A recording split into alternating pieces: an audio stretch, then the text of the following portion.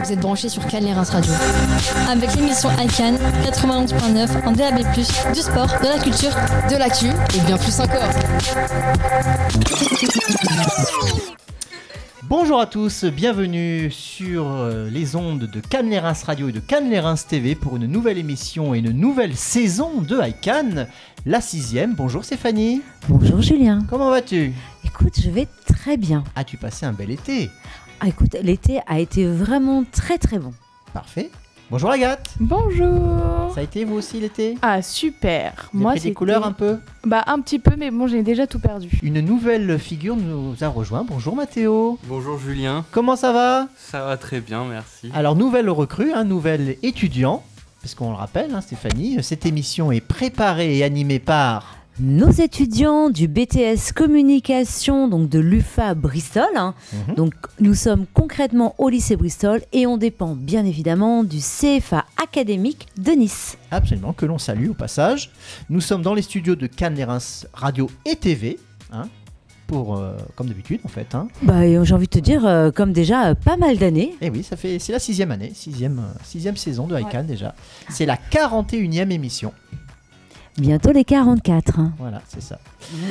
Alors, au programme, chers auditeurs, chers téléspectateurs, si vous connaissez cette émission, vous connaissez à peu près le menu, le type de rubrique que vous allez entendre dans l'heure qui vient. Pour les autres, petit rappel, petit teaser. On va commencer par une interview. Vous savez qu'on met toujours l'accent en début d'émission sur les entrepreneurs locaux, puisque notre formation fonctionne en apprentissage, en alternance, avec donc un invité surprise qu'on va vous présenter tout de suite après ce sommaire. Exactement. On évoquera ensuite les sorties culturelles avec des bons plans. On présentera également nos nouveaux élèves qui animeront la prochaine émission. L'interview des premières années. Absolument. On enchaînera ensuite avec les tendances de la rentrée et de l'automne qui arrivent malheureusement déjà. Après la chronique habituelle animée par nos chroniqueuses spécialistes en la matière, c'est bien évidemment les tendances, non. Les essentiels du sport. Et tendances du sport, j'ai envie de te dire que voilà, ça va être tendance à ce qu'elles vont faire. Nous aurons également une rubrique pop culture, donc sélection des films, musique, jeux vidéo, séries à ne pas manquer en ce mois de septembre. Et enfin, on terminera avec les quiz de l'actu, le quiz de l'actu concocté par notre ami et notre présentateur Julien Bonfanti. Absolument. Avec une petite surprise. Oui, et je peux même vous dire que ce sera une spéciale record. Voilà, j'en dis pas plus. Donc voilà, mais voilà. Une petite surprise pour vous. Une petite surprise, voilà. Surprise. Rendez-vous dans une petite heure. Vous aurez un certain nombre d'informations. Il faudra décrypter le vrai du faux, un faux ou un tox. Voilà, Mathéo, je rappelle pour les nouveaux. Ne vous inquiétez pas, je rappellerai les règles juste avant la chronique. Exactement. L'émission s'appelle donc ICANN et c'est parti tout de suite pour la première rubrique, la rubrique interview.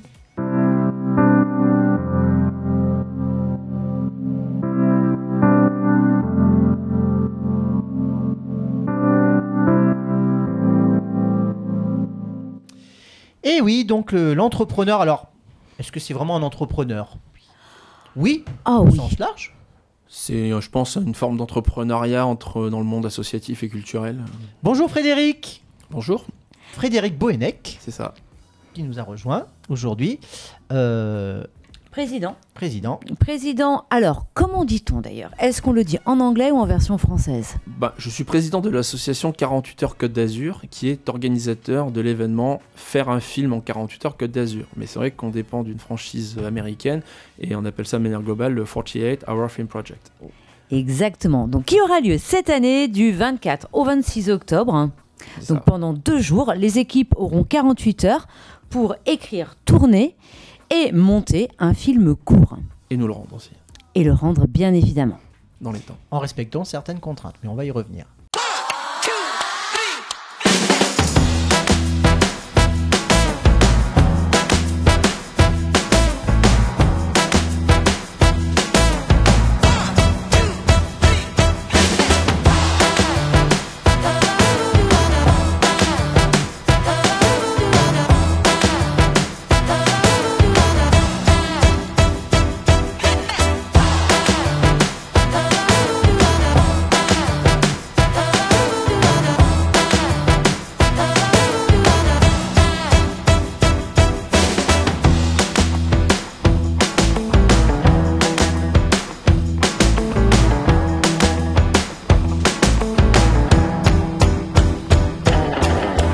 Frédéric, bienvenue. Bien, Est-ce merci à que vous de me tu es recevoir. prêt? Je suis prêt à vous Pour répondre à vos l'interview questions, bien sûr. Alors c'est parti, Agathe. Alors, pour commencer, pouvez-vous nous rappeler en quelques mots le concept des 48 heures Côte d'Azur? Écoutez, faire un film en 48 heures, c'est un concept intense où on doit arriver le vendredi soir à 18h au kick-off, le kick-off de lancement, la soirée de lancement. On vous explique un certain nombre de règles. On tire au sort un genre de film. À 19h précise, on vous donne des éléments imposés, une ligne de dialogue, un nom de personnage, sa profession et un objet à mettre en situation que vous devez respecter absolument dans le court-métrage que vous allez rendre, court-métrage de 4 à 7 minutes que vous allez réaliser, écrire, tourner, monter comme ça a été expliqué, et que vous devez rendre impérativement avant le dimanche soir 19h. Ça fait 48 heures précises. Si vous ne respectez pas cette deadline, votre film, on va dire qu'il y a une marge de tolérance. Si vous nous le rendez le soir, il ne sera pas en compétition. Mais si vous voulez qu'il soit en compétition et qu'il participe à la remise des prix, avec toute la visibilité qu'il peut y avoir derrière, c'est-à-dire participer à la finale France, la finale monde, et pour les meilleurs de la finale monde, venir au Festival de Cannes avec la franchise, il vaut mieux le rendre avant le dimanche soir à 19h. Voilà. Donc ce qui suppose une belle organisation et puis une équipe assez structurée. Parce que, c'est pas évidemment, forcément une grosse équipe. Vous pouvez venir avec une petite équipe, tourner avec votre iPhone ou venir avec votre studio de post-prod ou venir avec vraiment la grosse équipe. Mais ce que je veux dire, c'est que 48 heures, généralement, on C'est dort ça. peu. Et donc, on se relaie. Il y a les équipes d'écriture et de tournage d'un côté sur les premières 24 heures. Et puis, l'équipe de montage ou le chargé de Après, montage. ça peut être polyvalent. Il peut y avoir des Oui, gens aussi. qui écrivent et qui après vont tourner après. Mais disons qu'on travaille beaucoup. C'est d'abord de la passion et de l'intensité. Mais c'est vrai qu'on dort peu. Comme vous venez de l'évoquer, on peut venir filmer avec son iPhone ou bien avec une équipe de post-production. Et du coup, ma question est la suivante, c'est pourquoi ce format séduit-il autant les créatifs professionnels qu'amateurs ? Parce que c'est un concept ouvert à tout le monde, justement, qui ne fait pas de discrimination par rapport au niveau que vous avez ou à vos moyens.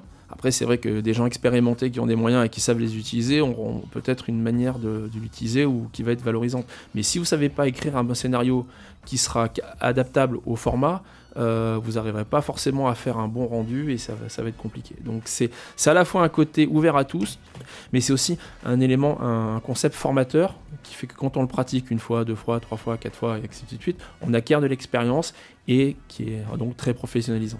En amont de la visibilité qu'on peut offrir pour les meilleurs après en fait. Donc en fait, juste pour rebondir sur la question de Mathéo, les équipes qui ont moins de matériel ne sont pas forcément de fait désavantagées par rapport aux autres. Exactement. L'essentiel c'est de savoir écrire un scénario en fait, quand on regarde bien le concept.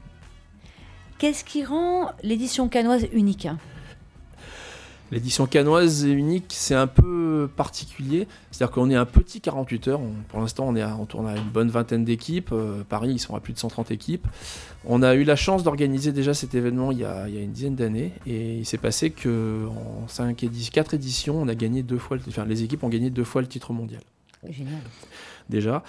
Et en plus, après Filmapalooza, les meilleures équipes viennent au festival du film. Donc en fait, on est considéré un petit peu comme un écrin par rapport à la franchise, comme l'édition locale d'une des étapes de leur visibilité. Après, ce qui fait aussi notre particularité et la qualité, c'est simplement le milieu local azuréen de l'audiovisuel, qui, quoi qu'on en dise, est très créatif et a beaucoup de capacités qui sont à mettre en avant. Enfin, je veux dire, il y a une scène émergente qui est très forte et c'est justement ce genre de projet qu'on a pour aider à décoller en fait. Alors on va faire un petit zoom, si tu es d'accord, Ouais. sur l'édition 2025. Ouais. Déjà, est-ce qu'on a des infos sur les membres du jury? Alors, je vais pas pouvoir dévoiler beaucoup de choses pour l'instant. On va dévoiler les membres du jury mi-septembre sur nos réseaux sociaux. Donc, je vous encourage à nous suivre sur nos réseaux sociaux. Je suis obligé de garder l'information parce que les inscriptions commencent dimanche, le 30 août à minuit, donc 31 août. On commence les inscriptions et après, on a 2 mois de communication régulière sur. Alors c'est quoi les grandes étapes? Première étape, on commence déjà l'inscription. Après, on va communiquer un petit peu sur tous les bons deals qu'on essaie de trouver pour les équipes pour qu'il y ait des facilités pour louer du matériel si besoin ou autre. Après, donc le jury et après, bien évidemment, communiquer sur les dotations partenaires, enfin tous nos partenaires qui nous fournissent des très beaux lots pour les films qui sont primés à notre niveau, à nous, au niveau de la remise des prix qui aura lieu le 29 novembre 2025. D'accord. Combien d'équipes espérez-vous accueillir cette année? Y a-t-il déjà eu une effervescence locale autour de l'événement? Déjà, on espère avoir autant d'équipes que l'an dernier. Si on en a plus, tant mieux. L'effervescence, oui, il y a une grande attente, comme on l'a constaté l'an dernier avec la reprise du 48 heures après quelques années post-Covid, on va dire. Mais oui, il y a une très grosse attente, notamment au niveau des écoles, notamment, et même des jeunes professionnels, simplement.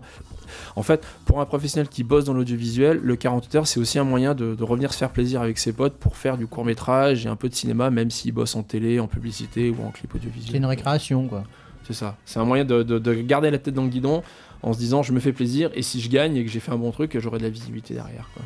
Et en termes de profil, c'est plutôt des jeunes étudiants en audiovisuel ou vous avez d'autres? On a tout, on a des jeunes, des autodidactes, des jeunes professionnels déjà installés, des très grands réalisateurs qui peuvent revenir aussi, des gens qui sont scénaristes, qui ont déjà un métier dans l'audiovisuel et qui veulent refaire un peu de court-métrage, ou même des jeunes qui sont dans un métier mais qui avec leurs équipes vont vouloir s'essayer à d'autres métiers. D'accord. Est-ce que vous pouvez nous parler des types de contraintes que vous imposez aux candidats pour l'écriture des scénarios?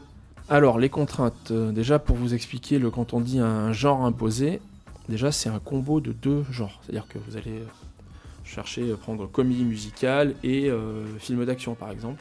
Quand on a en fait on tire au sort, on aura ces 2 choix. Vous pouvez en choisir soit l'un soit l'autre, ou faire un mélange des 2. Donc ça laisse quand même une forme de souplesse à la personne.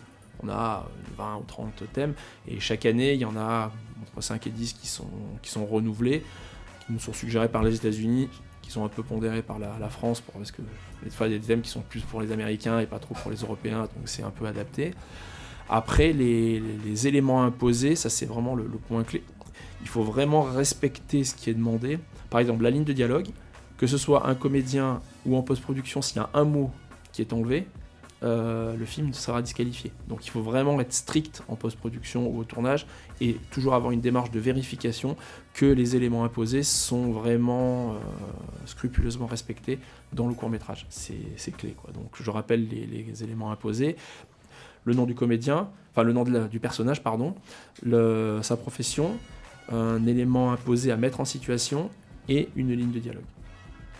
On peut rappeler aussi que ces contraintes, c'est aussi pour éviter le phénomène de groupes qui préparaient leur film en amont, qui le présenteraient. Voilà. C'est ce qui nous garantit que le court-métrage est réellement fait ce week-end-là, parce que même nous, on connaît les contraintes imposées au dernier moment. On les envoie par message dans l'après-midi ou 1 heure avant le kick-off, quoi. On ne sait pas, quoi. D'accord. Merci, on va enchaîner maintenant avec le vécu. Ouais. Est-ce que vous pouvez nous parler d'une anecdote marquante sur l'édition précédente ? Ah oui, l'anecdote. On parle beaucoup des courts-métrages qui sont diffusés sur un écran de télé ou un écran d'ordinateur, ça se fait beaucoup chez les jeunes, mais l'importance de la salle de cinéma est cruciale. Déjà parce qu'on voit son film d'une autre approche, mais ce qui nous est arrivé l'an dernier l'a encore renforcé, et c'est avec le jury que je peux vous raconter cette anecdote-là, puisque nous on leur envoie les courts-métrages par voie digitale, donc ils peuvent les voir. On a fait la délibération, et ils ont vu les films en salle après leur délibération. On pensait avoir eu le palmarès entièrement, mais après avoir vu la projection, ils sont venus nous voir en nous disant « Vous savez, là, on va faire la remise des prix, mais dans une demi-heure, mais il y a des trucs qu'on voudrait changer sur le palmarès. » Donc c'est pour vous dire simplement que l'importance, en tant que spectateur, même pour sa propre création, de voir son œuvre sur un grand écran de cinéma, ça vous change une perspective qui est cruciale. Donc cette année, on va faire les projections, la délibération et la remise de prix. Vous voyez, même nous, dans notre organisation, d'une année à l'autre, on apprend de nos modes de fonctionnement. Mais on le savait, hein, que la salle de cinéma pouvait faire modifier ce genre de choses. Enfin, ou en tout cas, avoir une sensibilité différente. Et quels conseils donneriez-vous à des participants qui veulent se lancer pour la première fois ? Faut pas avoir peur. Il faut pas forcément dire « je vais venir faire le film pour gagner ». Ne pas avoir peur de se lancer, mais faire le film par passion et par plaisir. Avant tout, quoi. Et après, faut pas oublier qu'on le fait sans doute avec ses potes, et ne pas dire je fais un vote, je veux absolument le résultat, et ne pas s'embrouiller. Enfin, garder à l'esprit que même si on essaie de se professionnaliser dans une équipe, on travaille aussi avec ses amis, ou en tout cas dans une bonne ambiance. Je pense que c'est le plus important, c'est la passion et de vivre l'événement ensemble, en fait. C'est ça le point clé du cinéma, quoi. Alors, on a beaucoup parlé des 48 heures, hein, et maintenant, on va parler du président des 48 heures. Alors vous, personnellement, qu'est-ce qui vous a donné envie de porter cet événement à Cannes ? Déjà parce que je suis cannois, je suis cannois de naissance, j'habite à Cannes depuis de nombreuses années, même si c'est vrai que je suis parti faire mes études à Paris, j'ai vécu à l'étranger, je suis revenu maintenant depuis une bonne dizaine d'années. J'ai toujours été passionné de cinéma, j'ai commencé par l'imagerie sous-marine et subaquatique. Étant cannois, on a toujours une l'aura un peu du Festival de Cannes qui nous porte et qui nous pousse vers la passion quand on aime ce genre de choses. Mais étant passionné à la fois en tant que cinéphile et aussi par l'industrie cinématographique, pour moi, c'est naturellement que je suis tourné vers un peu le cinéma émergent par rapport aux jeunes, dans la mesure où mon parcours, j'ai un peu essayé pas mal de choses. J'aime bien porter mes projets du début à la fin. Donc du coup, le cinéma émergent, c'est très bien parce que ça permet de choisir ses projets et d'avancer. Et voilà. Et donc le 48 heures, étant une franchise avec déjà une renommée, ce projet-là me paraissait évident par rapport à l'époque actuelle où le cinéma émergent un peu sur la Côte d'Azur était un peu en phase de redémarrage, où il y avait un peu une stagnation, il y avait des choses qui étaient un peu à reprendre. Et ayant déjà organisé le 48 heures il y a quelques années, à l'époque j'avais pas pu le continuer quand on l'avait mis en off, mais voilà, j'avais les cartes en main pour essayer de remonter ce projet-là, et le contexte de Cannes Bastide Rouge, qui est un de nos partenaires sur l'événement, était pour nous une très bonne locomotive, et c'est un partenaire génial en termes d'organisation pour plein de choses en fait. Et c'est vrai que travailler dans ce genre de contexte-là, pour moi c'est ce que j'aime aussi, quoi. Alors justement, organiser une telle aventure, c'est aussi une course contre la montre. Oui. Comment vous le vivez ? On essaie d'anticiper au maximum de choses, de faire un travail régulier toute l'année. Ça permet de ne pas arriver débordé au dernier moment. Je pense que dans le cinéma, il y a beaucoup de choses qui se font souvent un peu au dernier moment, un peu à l'instinct. Mais au mieux, on peut anticiper les choses, notamment sur la communication, sur les partenariats et ce genre de choses. Et quand on travaille un événement sur la durée, quand on travaille pour l'installer pendant le plus longtemps possible en tout cas, ça permet de vivre les choses plus sereinement. Et justement, vous avez des partenaires mentionnés On a des partenaires. Déjà, on a des partenaires logistiques et d'organisation. On est partenaire avec Bastide Rouge, parce que c'est là où on organise le kick-off. On est en partenariat avec le Studio 13, c'est Pico. C'est la salle de cinéma qui nous accueille pour la projection.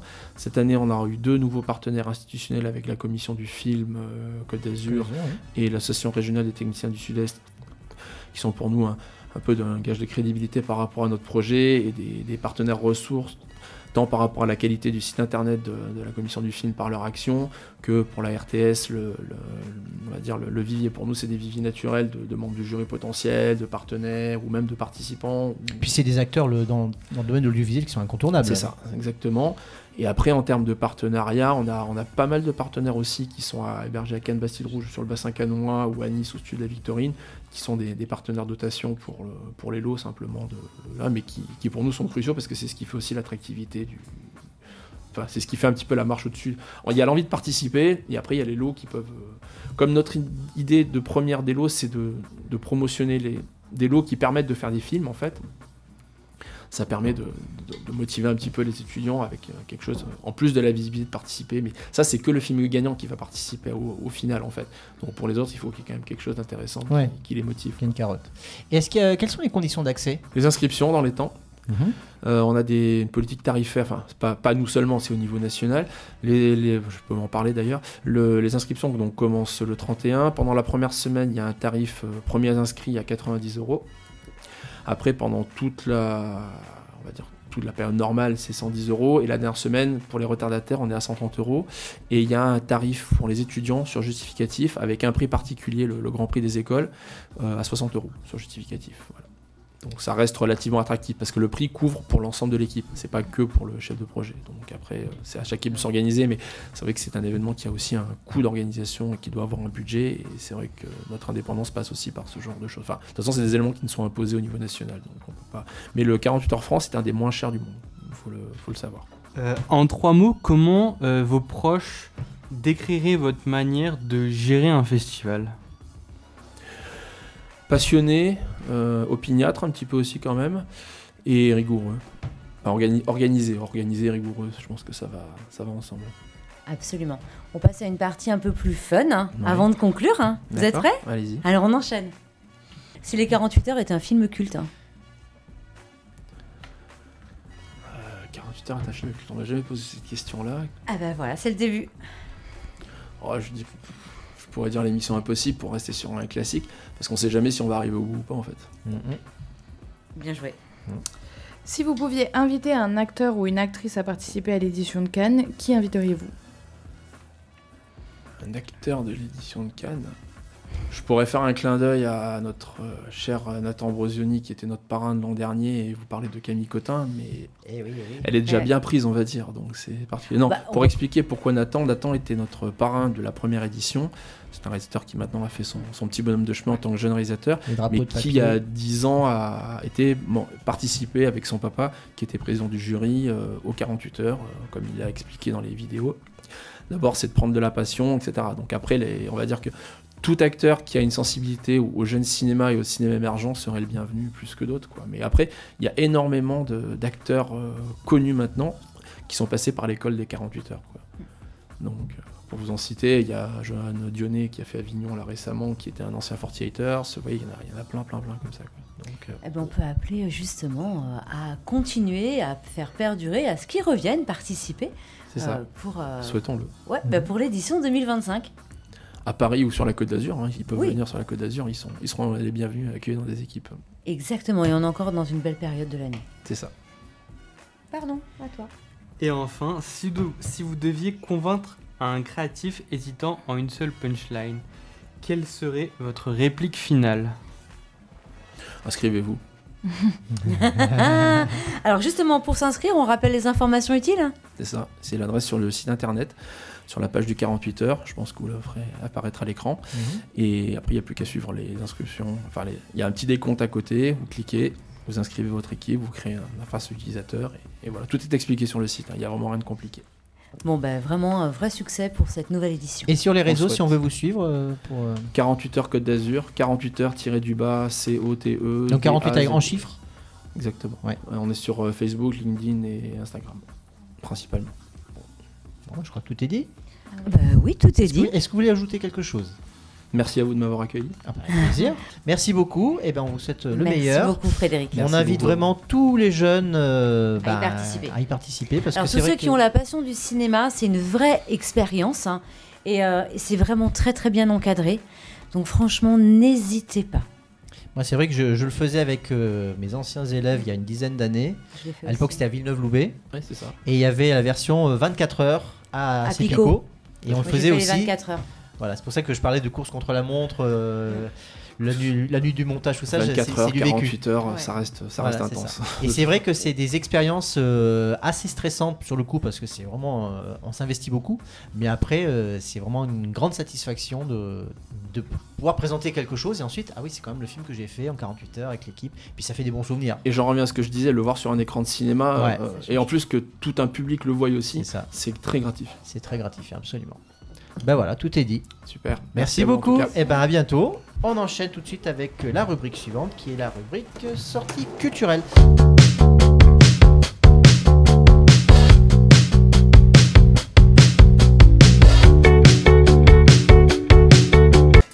Alors, bonjour Esteban. Bonjour monsieur. Bonjour Océane. Bonjour. Comment ça va? Ça va et vous? Oui, très bien. Parfait.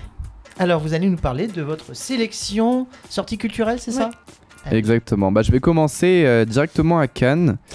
Ça va se passer à la Malmaison jusqu'au 4 janvier. Il y a Cannes qui invite le sculpteur français Jean-Michel Othoniel, de renommée internationale, à investir les 600 mètres carrés du centre d'art pour pouvoir exposer ses œuvres appelées Poussière d'étoiles. C'est un artiste qui fait des œuvres à base de verre. Donc de verre avec des carreaux, c'est magnifique. Et il est très renommé, très connu. Il explore les jeux de lumière, de matière et d'échelle. Il est inspiré par la nature et l'artiste déploie une série de sculptures qui, dans un mouvement entre la précision des mathématiques, la délicatesse poétique, qui captive l'œil et l'esprit. Et on rappelle que, pour ceux qui ne l'auraient pas vu, la Malmaison a fait peau neuve il y a quelques mois et que c'est absolument magnifique, avec notamment cette terrasse qui donne sur la mer. Exactement, et à nos jeunes auditeurs, il y a un tarif réduit qui est disponible de 18 à 25 ans. Il y a le Pass Culture aussi et le Cannes Senior, donc pour les plus âgés. Bon à rappeler.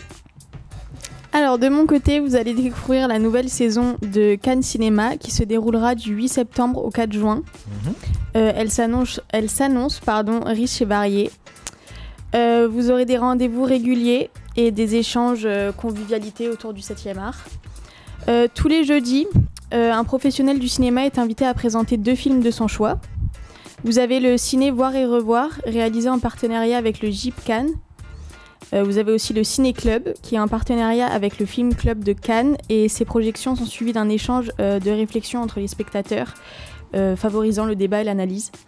Et un modérateur qui généralement est un professeur de cinéma ou un professionnel, oui. Et pour finir, vous avez les ciné-conférences avec Cannes Université. Certaines séances deviennent le support de conférences thématiques, offrant un éclairage académique ou culturel sur les œuvres présentées. Et vous en saurez plus, chers auditeurs, si vous suivez notre actualité sur ICANN, puisque nous serons partenaires de plusieurs événements et manifestations organisés notamment par Cannes Cinéma.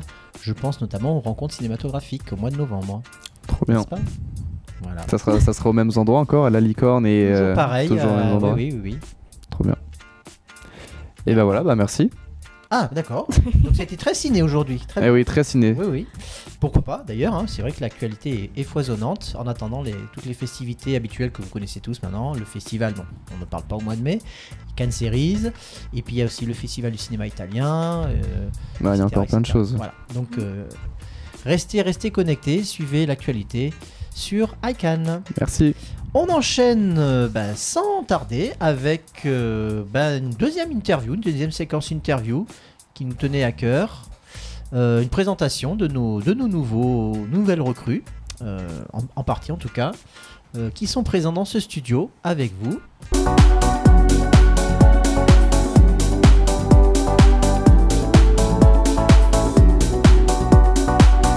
Et donc on accueille Margot et Kaina. Bonjour. Les deuxièmes années qui vont interviewer et présenter nos nouveaux jeunes. Bonjour, déjà, bienvenue. Merci. Donc on va vous faire une petite interview rapide, histoire de vous connaître un peu mieux, parce que c'est vous qu'après les internautes vont voir sur cette radio et cette télé. Donc pourquoi vous avez choisi ce BTS et pas un autre ? Moi j'ai choisi le BTS communication parce que ça reste quand même en lien avec un projet futur que j'ai. J'en dévoile pas trop parce que malgré tout on est ensemble mais on est des futurs concurrents. Voilà. Il n'y a pas de concurrence, il y a de la place pour tout le monde. Oui mais bon, voilà.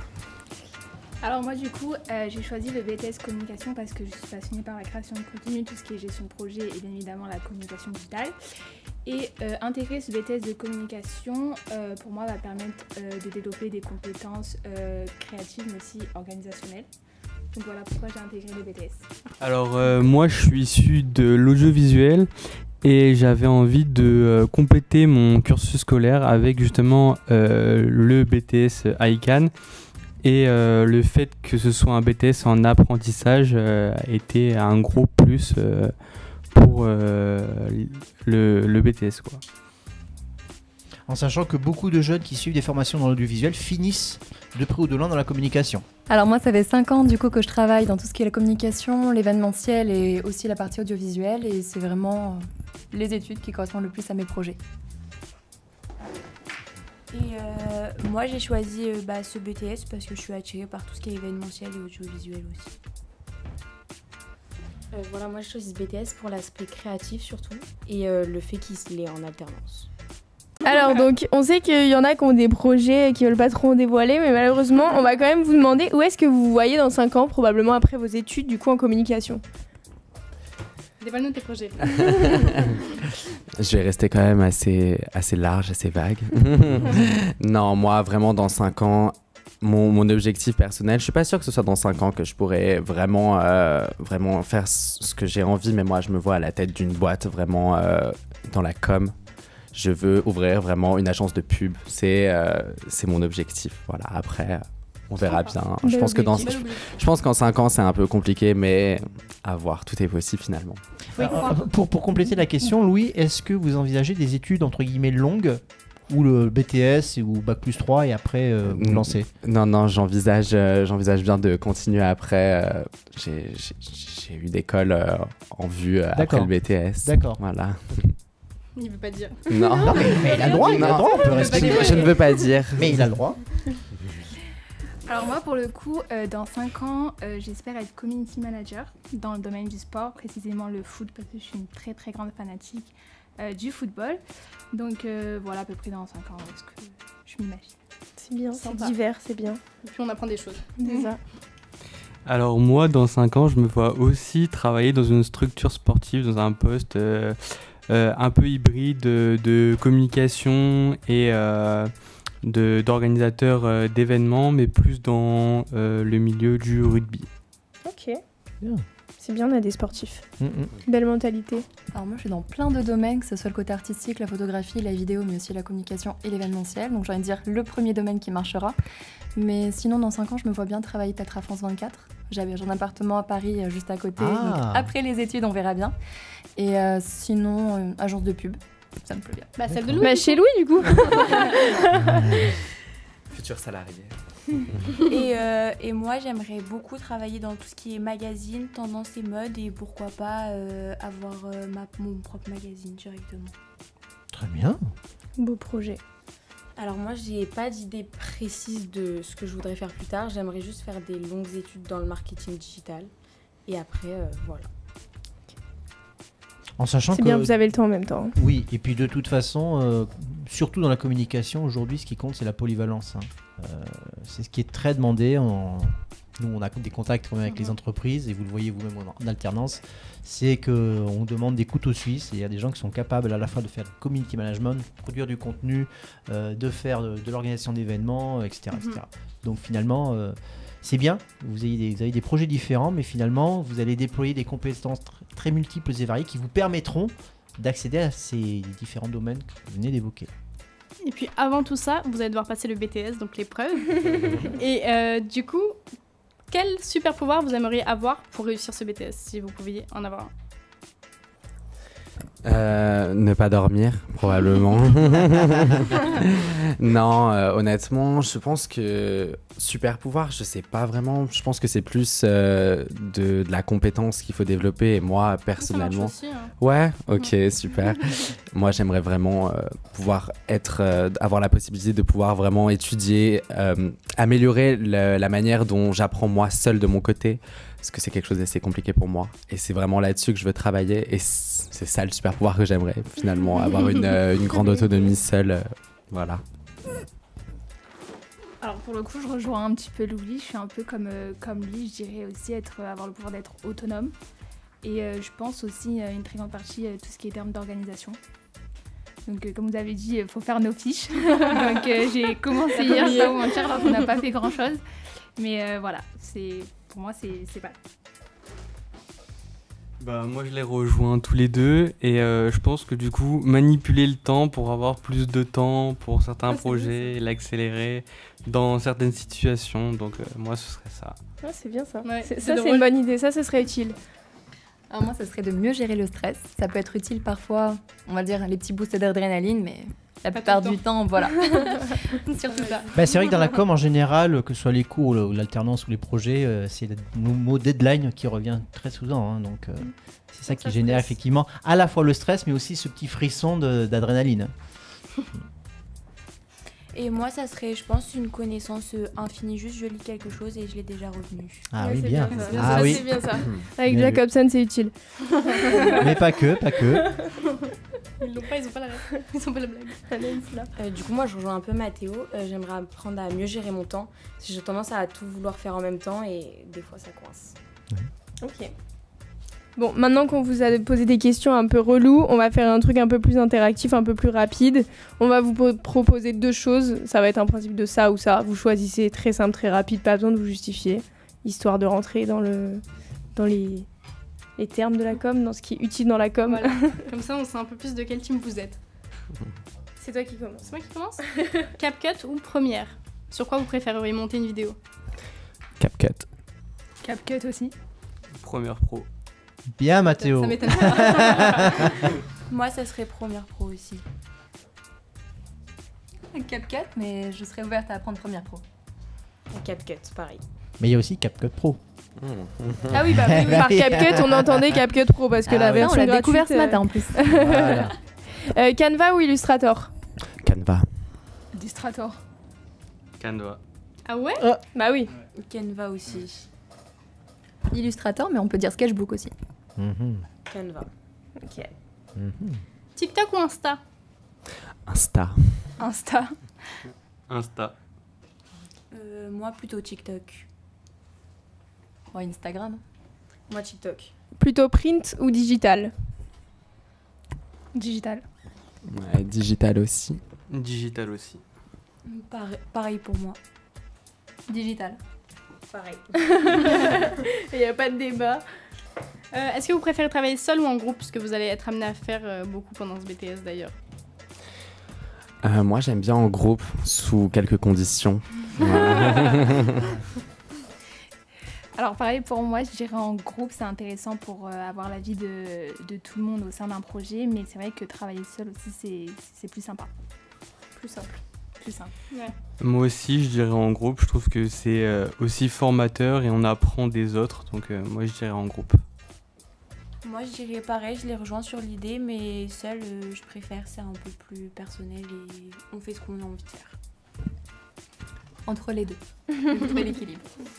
Moi, ça me dérange pas de travailler en groupe, mais je préfère quand même travailler seule. Ok, vous allez être amené à faire des événements dont les rencontres cinématographiques de Cannes, donc les RCC et les Cannes Series. Alors plutôt RCC ou Cannes Series? Cannes Series. Cannes Series aussi. RCC. Moi, ça sera Cannes Series. Cannes Series sans hésitation. Oui, moi aussi, pareil. Pour le prestige, mais vous verrez que pour l'ambiance, les RCC, il y a match quand même. Ouais. Non. Non, je rigole. Non, les événements, les deux étaient très très bien, mais il y a une autre ambiance sur les Cannes Series du fait, je pense qu'on soit tout simplement au palais. Ça oui, change c'est ça, tout c'est plus au tout. prestigieux. Mais... Voilà, c'est ça. Il y a ce truc où on a toujours vu ça et que du coup on y participe. Donc on est VIP. Voilà, c'est ça, tout à oui. fait. Mais les RCC sont sympas aussi. On fait une montée des marches, voilà, on se la pète. On fait l'ouverture de la fermeture. Ouais, Maxime Biaggi. Vous préférez prendre des photos sur votre téléphone ou avec un appareil photo? Ça dépend, le contexte. C'est vrai. Mais ça veut dire que vous avez un appareil photo alors? J'ai un appareil photo, mais il prend la poussière depuis quelques temps, parce que le contexte n'était pas présent. Le contexte reviendra maintenant. Moi, je dirais appareil photo sur téléphone. Moi aussi, appareil photo. Bien. Ça sera pareil pour moi aussi. Appareil photo, mais le téléphone, c'est plus pratique. Eh oui. Dans le sport, appareil photo, sinon téléphone. Et pour finir, après on vous laisse tranquille, plutôt entreprise ou école? N'ayez pas peur de vexer Bonfanti. Je ne suis pas là. Les deux. Entreprise pour pouvoir appliquer la théorie. Voilà. Il veut pas se mouiller. Non, c'est pas une question de ça. C'est très intelligent. Bah, je pense que c'est mieux d'être en entreprise, comme il a dit Louis, on est plus sur la pratique. Mais c'est vrai que l'école, c'est sympa aussi. Je pense que l'un ne va pas sans l'autre. On ne peut pas aller en entreprise sans les bases qu'on a appris en cours. Donc pour moi, je ne vais pas choisir. Surtout qu'on n'est pas encore en entreprise, donc c'est un peu difficile de répondre à cette question. C'est vrai. Personne n'a commencé là d'entre certains d'entre vous, non? Personne? Non. Pas encore. Ok. J'allais rejoindre. Hein. C'est difficile de répondre à cette question tout de suite. Faut revenir un peu plus tard. Mais vous avez plus d'expérience professionnelle. Oui, vous avez un peu le recul. Pas forcément dans ce domaine-là. Ah ouais, d'accord. Et pas dans cette entreprise-là, donc c'est compliqué. D'accord. C'est vrai. C'est vrai. Moi, personnellement, c'est entreprise, même si l'école, elle est vachement complète sur ce qu'elle propose. Moi, je rejoins Mathéo et Océane. On peut pas répondre encore tout de suite. On s'est fait bâcher. Bon, Après, et bien l'école a l'air sur cool. ce- Oui, l'école est super. C'est même pas elle a l'air, elle est cool, elle est géniale.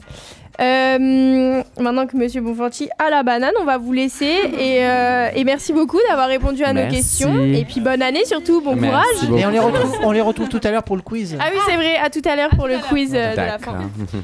Merci beaucoup pour Merci. cette première prise de parole au micro d'ailleurs. Oui, c'est fun. Ça vous plaît de parler derrière un micro et avec des gens qui vous écoutent, En fait, qui on vous va dire regardent? qu'il y a la caméra. Quand il n'y a pas la caméra, ça va.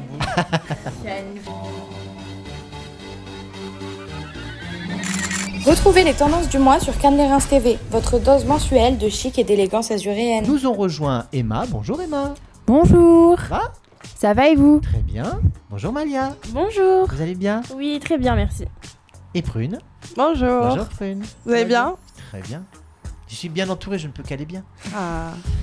Alors, vous allez nous parler des tendances de la rentrée et de l'automne. Exactement. Eh oui, alors.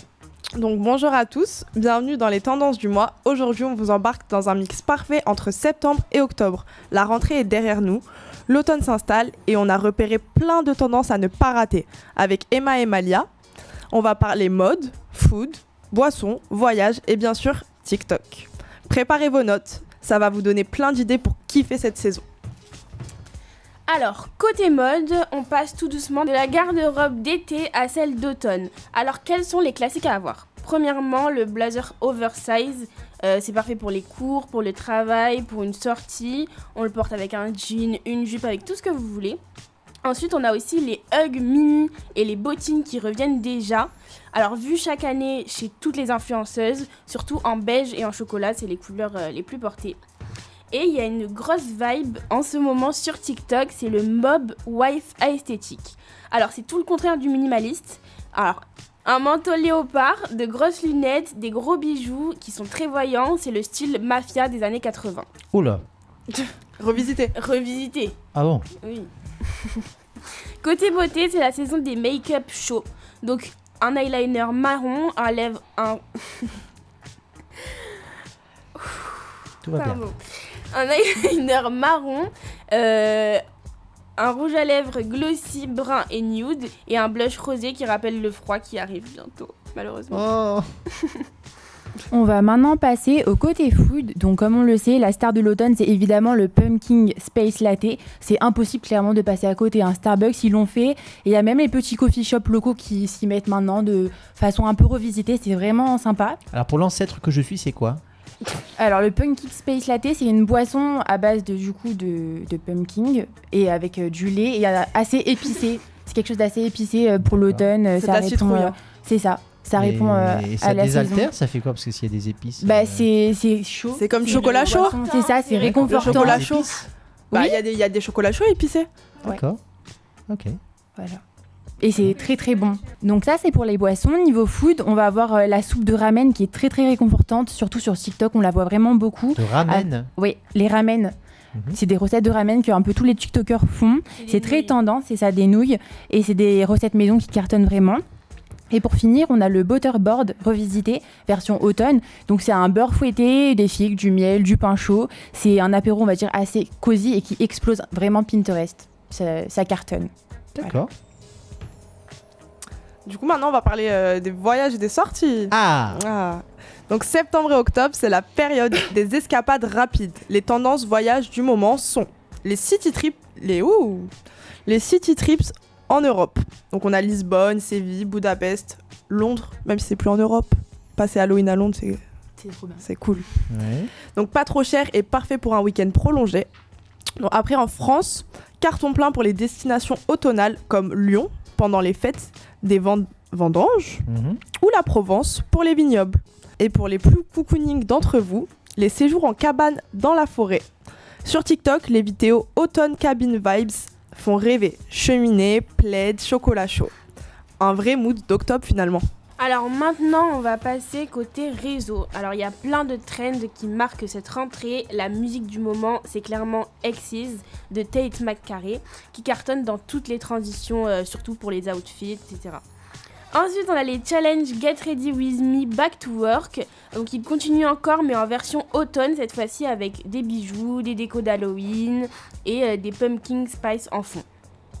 Depuis septembre, on voit exploser des vidéos Day in My Life, Autumn Edition, avec les influenceuses qui filment leur routine cosy, etc.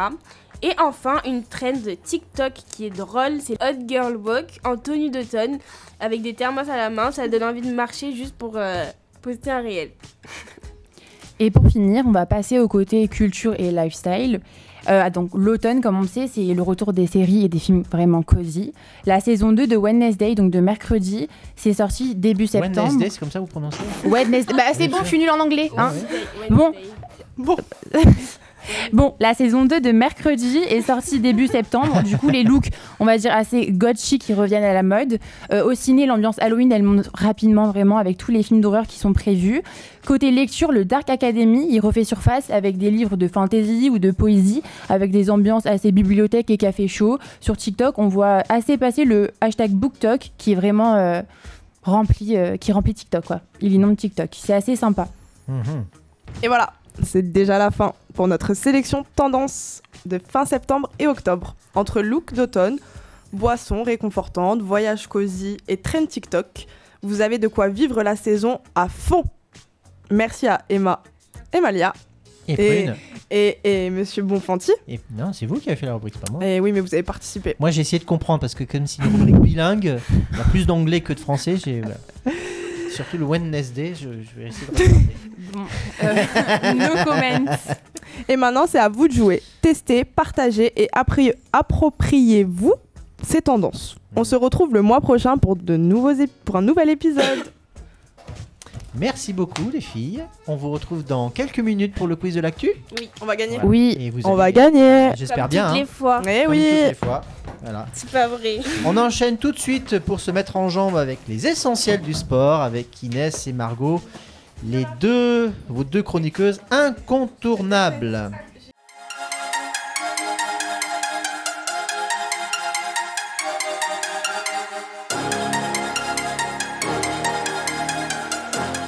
Bonjour Inès. Bonjour. Ça va? Ça va très bien et vous? Vous êtes plus blonde que la dernière fois que vous avez vu. Oui, vous aimez bien? Ouais, c'est pas mal. Vous avez pas l'air d'être Du coup, convaincu. vous ressemblez plus à Margot. Voilà. Avant, il y avait un C'est distinguo un entre les compliment. deux. Peut-être que je vais devenir fan de Verstappen aussi. Hein. C'est une bonne idée, je pense. Bah, il reste chez Red Bull, hein, malheureusement. Pour un an. Il y aura peut-être Raja. Hein, donc, Bon, on verra. Ou Palou. On n'est pas là Ou pour parler de ça. Ou Palou, vous avez pas suivi les dernières rumeurs. On l'avait très jeune.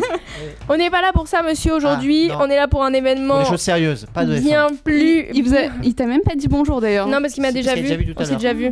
Mais bonjour quand même. Hein. Bonjour quand même. Alors on est là pour parler bien évidemment du GP, mais pas les GP habituels. On n'est pas axé F1 aujourd'hui, on est axé GP Explorer puisque ça approche à grands pas, Eh que oui. les fans sont à donf et que on attend tous avec impatience l'événement de l'année en fait. À Donf. À donf. Donc petit rappel, le GP Explorer c'est un événement de F4 qui a été créé par Squeezie, le numéro 2 YouTube, qui regroupe énormément de créateurs de contenu pour s'affronter dans un vrai Grand Prix, entre guillemets. Donc, Sur le circuit. C'est le circuit du Mans. Eh on oui, y arrive, vous inquiétez pas, hein, tout est préparé. Donc c'est la 3e et la dernière édition puisqu'il l'a intitulé, je vais y arriver, The Last Race. Qui se déroulera du coup du 3 au 5 octobre 2005 sur le circuit Bugatti du Mans. J'y venais. Voilà. Mais pourquoi ce serait la dernière puisque ça a autant de succès? Déjà, il n'était pas censé en avoir 3. Il devait y en avoir que 2 déjà la dernière fois. Et je sais pas, mais là, c'est vraiment l'intitulé de cette concrétiser, course. dire que c'était la dernière. Est-ce que c'est pas un intitulé justement attractif Possible. pour créer le buzz? On verra l'année d'après. On verra. On verra. C'est une possibilité. Mais c'est du boulot, donc est-ce qu'il a assez de temps pour faire que ça? C'est On pas sait faux. pas. C'est pas faux. Donc pour rappel, on va rappeler un peu ce que c'est le GP Explorer. Le premier GP Explorer donc, est apparu en 2022, en octobre aussi 2022 d'ailleurs j'ai vu. Et ça a été une énorme surprise. Il y a eu un record de viewers sur la plateforme Twitch avec plus d'1 million de téléspectateurs. Du coup pas Il a téléspectateurs. dépassé les audiences télévisées. C'est ça. Et qui ont été donc réunis simultanément et qui a été battu juste après par le Eleven All-Star de Amine. Ensuite, on passe au GP Explorer 2, donc l'année suivante, en 2023, qui a été encore une fois une confirmation et encore plus pro avec un meilleur suivi médiatique. On a pu assister d'ailleurs sur place à une démonstration des pilotes français Esteban Ocon et Pierre Gasly. On parle quand même de F1 un peu. Hein. Ah, mais toujours. Après, c'est pas de notre faute. Ils étaient là-bas, ils étaient là-bas. Oui, c'est vrai. Et on a eu aussi d'ailleurs la voiture de sécurité qui avait été pilotée par Margot Lafitte à ce moment-là. Eh oui. Et donc, il a encore une fois battu le record du nombre de spectateurs réunis simultanément avec plus de 1 300 000 personnes qui ont regardé le GP Explorer 2. Incroyable. Et on arrive donc cette année, après 2 ans, oui. au GP Explorer 3, donc normalement le dernier. C'est le plus attendu, l'événement le plus attendu. Et pour une première, il est diffusé d'ailleurs à la télévision. Ce qui va... Oui, parce que de mémoire, il y a 1 ou 2 émissions, donc c'est-à-dire vers le mois de juin, vous en parliez déjà en bon plan pour procurer les places. C'est-à-dire que c'était déjà sold out il y a plusieurs mois. Ouais. Et normalement, il le diffuse maintenant à la télévision pour élargir son public qui n'est pas forcément tous sur Twitch. Et donc, le GP Explorer, ça combine le divertissement web ainsi que le sport automobile de haut niveau qui crée une expérience unique qui séduit autant les amateurs de gaming et aussi les passionnés de course. Tout à fait. Donc, on va parler du GP Explorer. Évidemment, on va quand même évoquer les participants de ce GP. Donc, alors, on a 12 écuries. C'est ça, il y a plus d'écuries qu'en F1. Par exemple. Dans 2 ans, il y en aura 12 aussi. Oui, c'est ça, mais pas que les années précédentes. Que les années précédentes, c'est vrai. Donc, on a première écurie, donc Squeezie et Amine Mathieu, de son nom complet. Ensuite, on a l'écurie de Gilsi et Maxime Biaggi. Après, on passe avec Magla et Léa et lui. Et également Théodore et Mastu. Après, on a les rappeurs Mr V et PLK qui sont réunis dans une seule et même écurie. Gotaga avec Nikoff. On passe ensuite avec CSH et Billy. SCH. Je sais pas pourquoi. Ouais, c'est pour ça que j'ai bugué aussi quand je l'ai dit, vous avez vu. SCH et Billy, ainsi que Bagheera et Cocotte. Après, on a Anna et Capsut, encore une écurie féminine. On a Ander et Carches qui sont des streamers espagnols. Espagnols, si je dis pas de bêtises. Et d'ailleurs, dans ces 2 écuries, ils sont dans des écuries avec l'automobile. Oui, tout à fait. Ils sont sponsorisés par des marques automobiles. Et on finit avec Ludwig et Michael Reeves qui sont, eux, américains et je crois canadiens, si je dis pas de bêtises. Et il y a également Oudi avec Anime. Anime qui a d'ailleurs passé son permis en fast-to-fast pour l'événement. Avant de venir à l'événement. Non mais attendez, là vous êtes en train de me dire qu'il n'y aura pas de Pielo de nouveau ? Despielo n'est plus là. Qui avait gagné déjà la première édition ? Sylvain n'est plus là. Il faut du renouveau, monsieur, pour le contenu. Il faut du renouveau. C'est plus légitime, c'est le seul vrai pilote. Bah, c'est justement peut-être à cause de ça qu'il vient plus, puisque c'est le seul vrai pilote. Possible. Donc, au-delà de leur notoriété, beaucoup sont des pilotes amateurs qui s'entraînent pendant des mois. Donc, on a cité l'exemple d'Anime qui a dû passer son permis pour pouvoir y participer. Et c'est aussi ça la richesse de cet événement, parce qu'il y a toute la préparation qui est filmée par chacun des futurs pilotes et retranscrite sur leurs réseaux sociaux respectifs. Donc, c'est assez intéressant aussi de voir comment eux s'approprient ce milieu-là qui n'est pas le leur. Enfin, cela dit, on a bien des pilotes de F1 qui n'ont pas passé le bac. Hein, donc... Rien à voir.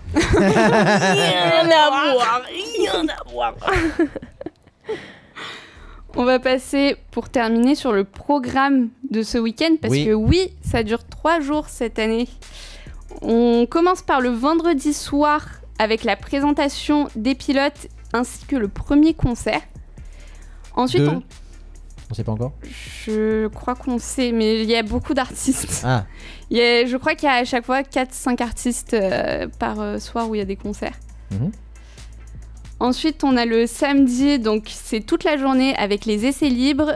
Ensuite, une qualif sprint, parce qu'ils font un format course sprint cette année. Et ensuite, suivi par la course sprint et fini par le concert.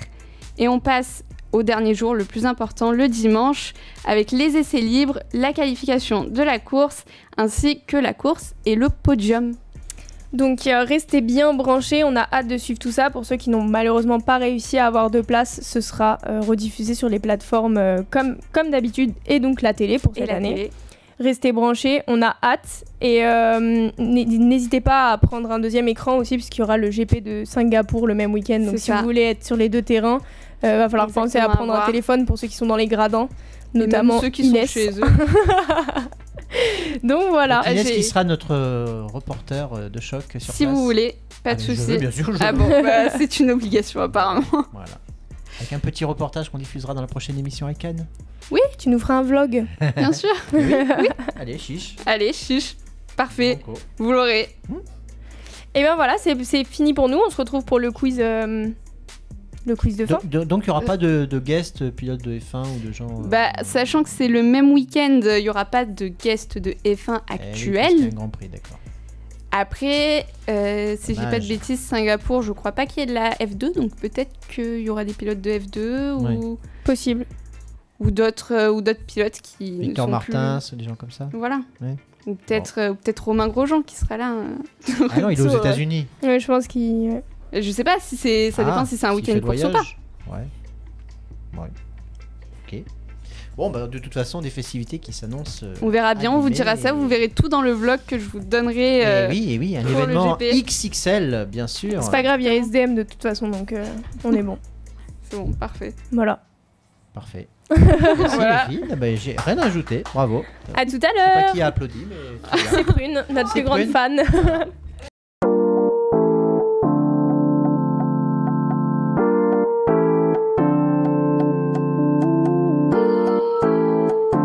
Bonjour Andrea.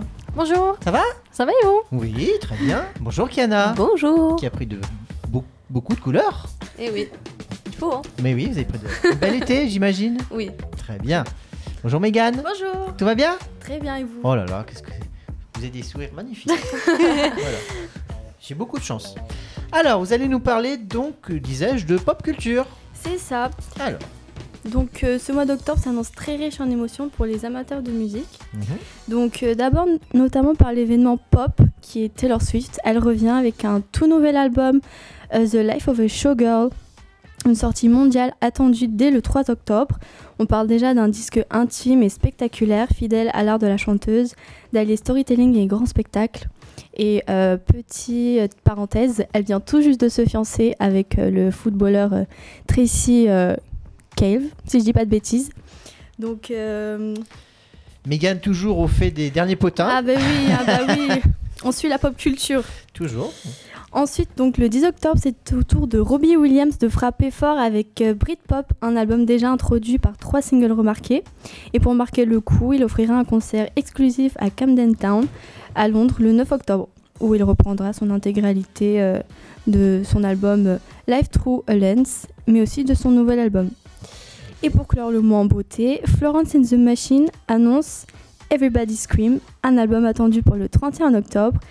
Et donc c'est un nouveau projet qui promet une atmosphère sombre et puissante, parfaite pour accompagner la nuit d'Halloween. Très bien. Mais octobre, c'est aussi le mois des frissons au cinéma. Et quoi de mieux à l'approche d'Halloween que deux sorties très attendues du côté de l'horreur. Donc déjà, dans un premier temps, on aura le 15 octobre 2025 le retour d'un maître du genre, Scott Derrickson, avec The Black Phone 2. Pour la petite histoire, le génie de l'horreur Scott Derrickson est de retour donc avec son film. Avec la suite du film qui a eu succès en 2021. Le premier film mêlant horreur et propos personnels inspirés de l'enfance du réalisateur avait notamment fait sensation grâce à la performance glaçante d'Ethan Hawke. L'acteur est de retour dans la peau de ce tueur au masque effrayant et vient hanter Fine, le héros du premier film, une nouvelle fois incarné par Mason Thames. Et ensuite, on aura également le 29 octobre 2025 Les Intrus chapitre 2 de Renny Harlin. Donc deuxième chapitre de la nouvelle trilogie. Après le massacre du premier film, les intrus découvrent qu'une des victimes est encore vivante. Ils se lancent à sa poursuite et tentent de finir le travail commencé. Film sanglant, anxiogène et teinté d'un large mystère. Donc Les Intrus chapitre 2 a tout pour faire de cette trilogie naissante une référence du genre du film d'horreur. Alors que vous soyez fan de sueur froide ou simple curieux, ces deux sorties promettent de vous faire sursauter dans votre fauteuil. Et moi, je vais vous parler des nouveautés sur Netflix. Donc le 2 octobre, nous avons les Winx Club The Magic is Black. Donc c'est un reboot animé du célèbre Winx Club. Bloom revient cette fois dans un univers visuel modernisé destiné aux fans de fantasy magique. Ensuite, le 3 octobre, nous avons Jenny Make a Wish. C'est un K-drama fantastique et romantique réunissant Kim Ho-bin et Suzy. K-drama, c'est coréen, c'est ça? Oui, c'est ça. Ouais. La série suit les aventures d'un génie nommé Jin, prêt à exaucer 3 vœux à une jeune femme coincée dans une vie monotone. Ensuite, le 14 octobre, il y a Splinter Cell This Watch. Sam Fisher, ancien agent légendaire, sort de sa retraite quand une guerre hybride éclate en Europe. Hanté par son passé, il doit affronter une mission où s'entremêlent espionnage, complot et dilemme personnel. Et pour finir, le 22 octobre, il y a The Monster of Florence, mini-série True Crime, en 4 épisodes. True Crime. Oui. En 4 épisodes sur un tueur en série non identifié, ayant terrorisé l'Italie pendant 17 ans, créativité sombre et reconstitution documentaire assurée. Eh bien, c'est pas réjouissant ce que vous avez proposé toutes les deux là. Hein. C'est du meurtre, du gore, de l'horreur. Bah, c'est ça le mois d'octobre. Hein. Oui. Oui, c'est vrai, j'avais pas pensé.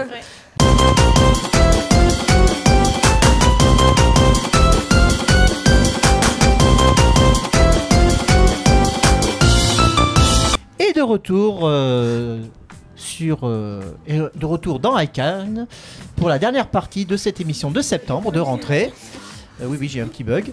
Avec la dernière rubrique de cette émission qui est... Le quiz. Voilà, le quiz de l'actu pour vérifier que vous êtes de bons communicants. Et un bon communicant, c'est quelqu'un qui avant tout fait de la... Veille. C'est bien. Ah, c'est mon mot. Alors j'ai glané ça et là quelques informations dans l'actualité, donc des informations un peu insolites. À vous de voir si c'est vrai, pas vrai, à corriger, etc. ou à préciser. On y va? Je peux rappeler les règles? Ah, on peut rappeler les règles. On te perturbe aujourd'hui, on est désolé, hein, mais voilà. Alors les règles c'est super simple, parce qu'on a des petits nouveaux, donc on rappelle les règles. Puis c'est bien aussi, téléspectateurs et auditeurs, de rappeler les règles. J'ai super mal, désolé. Quand on lève la main, Monsieur Bonfanti s'arrête. Donc quand on lève la main, je donne la parole avec comme ça. Une fois que la parole est dans votre groupe, quelqu'un qui est au micro donne la réponse. Si la réponse est bonne. Dans le micro si possible. Dans le micro si possible, non, dans le micro obligatoirement. Donc info ou intox, il y a un point pour si c'est info ou intox et un point pour la justification. Si vous répondez faux ou si vous levez la main trop tôt, que je vous interroge, qu'il n'y a pas tous les éléments de la question, tant pis pour vous, ça passe aux autres. Est-ce que c'est clair? Et on ne parle pas tant que je n'ai pas donné la parole de parler. Merci à tous. Bon quiz de l'actu. C'est bon, vous êtes prêts? Oui, qu'est-ce qu'elle est? Première affirmation. Transport. La Chine a dévoilé un nouveau train ultra rapide qui sera le plus rapide du monde. Quelle vitesse peut-il atteindre? Info, je dirais 400 km/h. 435 km/h. Non. Mais c'est une info. Non, j'ai pas dit info, j'ai dit quelle vitesse peut-il atteindre? 500 000 km/h. 500 000, c'est la vitesse de la lumière là. Ah, elle a dit, c'est trop tard. Vous arrivez avant d'être parti là. Monsieur, vous avez bien compris que je m'étais trompé, 500 Oui. km/h. 500, non. 452. Non. 510. Non. 514. Non. 587. Non. 914. 700. Non. 914. 480. Non. 212. Non. Juste pris. 340. Non. C'est plus ou c'est moins? 340 c'est une Formule 1. Il faut dire c'est plus ou c'est moins? Bah c'est plus. Que 526? Ouais. 1240. 780. Un peu moins. 1000. 1000. Voilà. 1000 km/h parcourus par ce nouveau train. C'est-à-dire qu'il, en l'état actuel, il peut rendre l'avion obsolète. Parce qu'il va plus vite que l'avion. Voilà. Alors le principe c'est une technologie de lévitation magnétique. Alors, je sais pas si vous avez vu ça sur des vidéos TikTok. Vous avez même des trains qui sont à l'envers. Vous avez vu, voilà, dans les villes. Donc ça se développe de plus en plus. Et avec ce nouveau concept, 620 miles par heure. Donc équivalent de 1000 km/h. Source X. Musique. Prêt? La chanteuse Beyoncé, tout le monde connaît, s'est fait voler cet été des morceaux inédits des documents sensibles. Info ou intox? Faut le dire dans le micro. Info. Info, eh oui, c'est une info. Source RTL. Alors, selon un rapport de police, plusieurs clés USB contenant des musiques jamais dévoilées de l'artiste, des plans de ses concerts et des informations sensibles sur sa tournée Cowboy Carter ont été volés à Atlanta dans le sud des États-Unis. En fait, c'est pas à elle qu'on les a volés, mais à un de ses techniciens qui s'est fait vandaliser sa voiture qui contenait ces documents sensibles. Voilà. Super. Troisième affirmation. People. Elon Musk, tout le monde connaît, a battu un nouveau record. Lequel? Bah, de richesse. Alors oui, mais ça c'était déjà le cas. Bah, il est riche. Donc récemment, il a battu un nouveau record qui n'a rien à voir. De vue? D'intelligence artificielle. Alors on se rapproche un peu, ça a Il a rapport avec créé- l'intelligence tout court. Ah, il a. Non, Une puce dans le cerveau? non. C'est devenu l'homme le plus intelligent du monde. Alors peut-être pas le plus intelligent, C'est devenu mais l'homme le plus. Il a battu le. Il a, Je il a donne un battu. indice performant. Il a battu la performance d'intelligence. Non. C'est pas, il a le plus d'entreprises riches. Non. Il a le plus de C'est un record performance. c'est un record personnel qui le concerne lui en tant qu'individu. Il a performé. Je peux Il a performé. Il a fait son record de performance Donc quoi? de mental, d'intelligence, de test. Non. Il a le plus grand QI. Non. Il a augmenté son QI. Non. Non. C'est pas possible ça. Vous êtes en boucle sur le même truc, mais je vous ai dit non. Personne sait? Une nouvelle innovation. Personne? Attendez. Comment? Attendez, mais on va trouver. Allez, je vous écoute. Source Reuters. Sur quoi? La source c'est Reuters. Mais est-ce que c'est sur l'IA ou pas? Non. Ah. Pas spécialement. Il a fait des découvertes. Ça le concerne lui personnellement, vous Oui. avez dit Il a fait En tant que personne, rien à voir avec ses activités professionnelles. Il a battu son record d'intelligence de lui-même. Il est Non. plus intelligent que l'année dernière. C'est en rapport avec ses enfants? Non. Les échecs, parce qu'il a fait un record d'échecs. Ah, on chauffe un peu. Il a dit quoi? Non, trop tard, fallait le temps. Non, il a dit quoi Monsieur, il a dit un record d'échecs. Alors la réponse, c'est qu'il est devenu le joueur classé numéro 1 au monde en mode hardcore sur le jeu Diablo. Voilà. Qui est un des jeux les plus exigeants. Donc c'est pour ça que je disais intelligence, oui, mais par rapport à une application de jeu vidéo. Alors l'un des facteurs aussi qui aide, c'est qu'il a une particularité qui est qu'il arrive à dormir 1h30 par nuit. Ah bon? Ouais. C'est un robot, vous avez pas compris, c'est un robot. C'est un robot, c'est ça. C'est un homme bionique.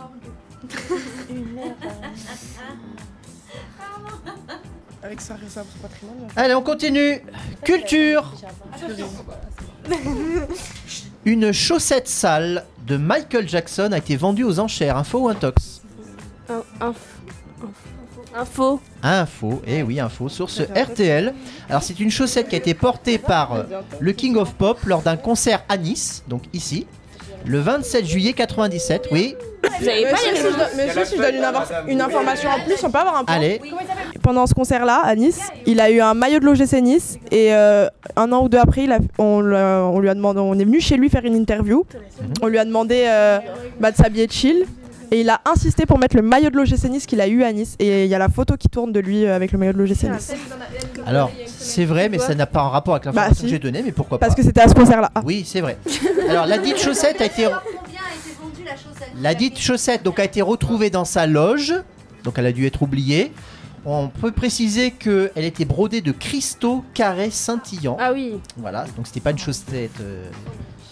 Et avec laquelle il avait fait le moonwalk sur les morceaux Beat It et Billie Jean pendant le concert. C'est pas pour des 300 000 euros.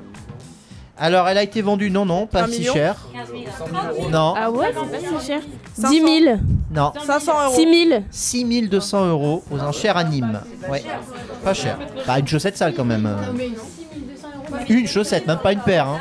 Oui, mais il y a des cristaux. Il y a des cristaux. Voilà.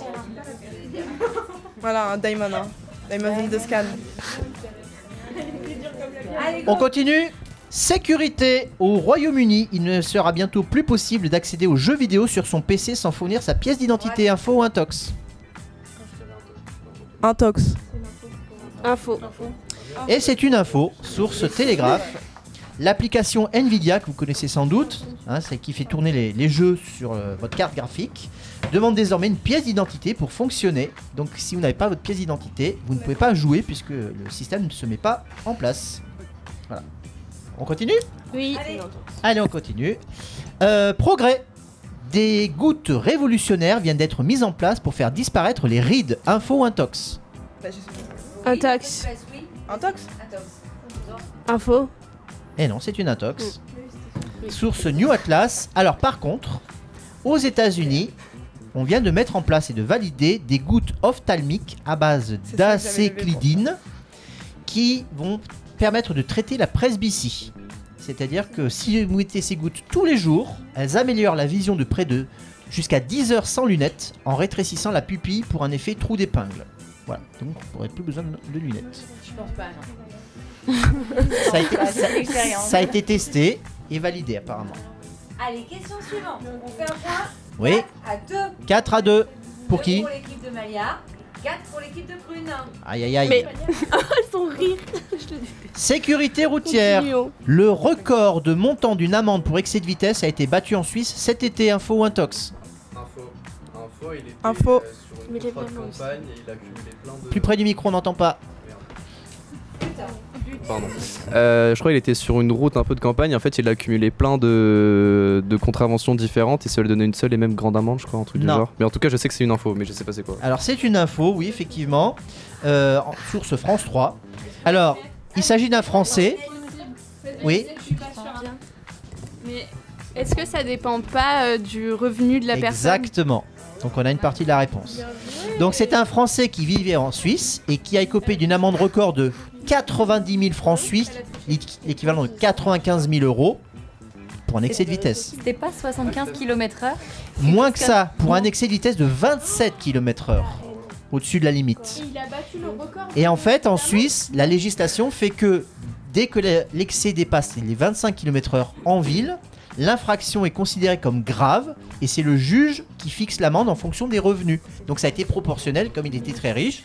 Ils ont mis donc 95 000 euros d'amende pour un petit excès de vitesse. Et comme il est multimillionnaire, voilà. Et donc c'est le record actuel. Record toujours. Le Japon a battu un record mondial cet été, lequel? Le nombre de tourisme? Non. De touristes? Non. J'ai dit progrès.